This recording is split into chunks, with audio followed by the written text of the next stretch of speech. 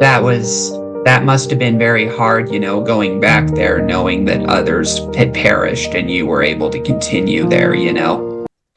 Yeah, and we were allowed to go back in there. My mom, we were allowed to go back in with our parents to get our stuff after the investigation, right before they started cleaning everything.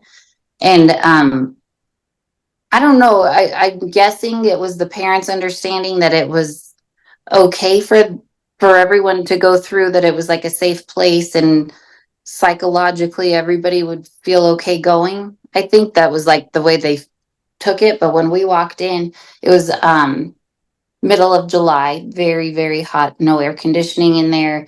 Um, all the doors had been written on, they all wrote clear from the SWAT team. That was still up. There were bloody gloves everywhere. There was blood places. There was wet stuff. It smelled. The smell was just like humid, just like hot humidity in like just that can't get out. I can't even describe it. Like you feel like you can't breathe, almost like you have a gas around your face.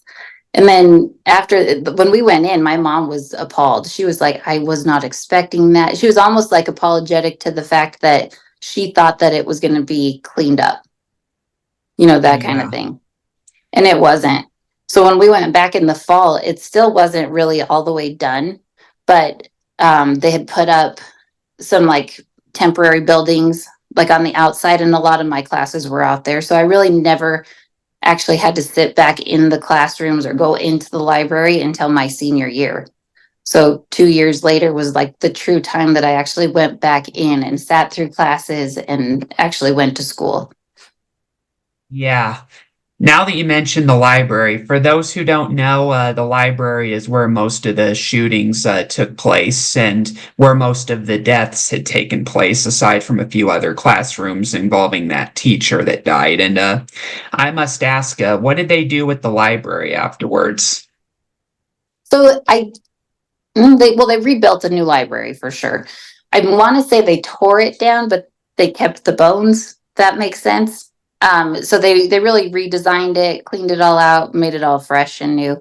Like I said, I haven't been in there since. I take that back. I've been in there, but I really try not to notice a lot happening. I'm not really well in there, so I just don't go in there. But like if my kids have like basketball games or my daughter had a cheer thing there, that's the only time that I've actually gone back in there. But I've seen the library that they redid and it is very pretty. But um, yeah, I don't know. I don't know what all they've done with it. By bones, do you mean the structure or do you mean Yeah. the... Yeah. Like I think they kept it in the same place. Like they didn't Yeah. move it to a different area, but I think they kept it in the same spot, but they just gutted the whole thing. Yeah, we definitely have to be clear enough about that one. Right. Right. Yeah. And did it hold sentimental value to you afterwards, knowing what happened or no? The library? Yeah, like, did you not want to enter it because it held that sentimental type of stuff, knowing... Oh, I see what you're saying. Um, yeah.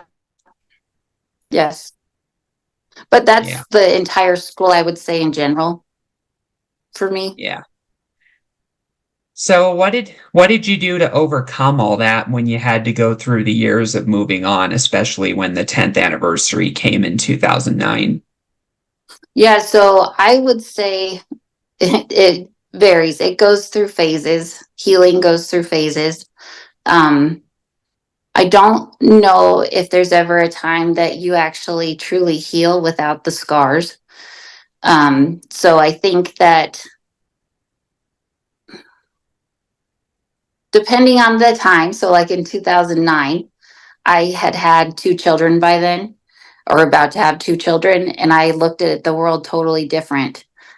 Seeing that my kids were going to enter into this, and that was a really hard time for me. So dealing with that was a lot different than dealing with, when my kids started high school. Because then my son started high school and I have to go to the high school now, which is Chatfield, where I went for when I went back to school. So that was another time of healing. But I would say each time I always have to bring myself back to what I'm grateful for today. And that's usually the easiest way to calm my anxiety is I know I'm grateful for every day that my children have walked back through that door. I'm grateful for my husband to walk back through the door. I'm grateful my parents are happy and healthy. My brother's happy and healthy. And that really brings me back to reality. Like, I don't need to shake. I don't need to have this panic attack. So I think just getting to know what gets me out of that place has been the easiest healing factor for me. But the hardest one was going through the phases of trying to find what healed you.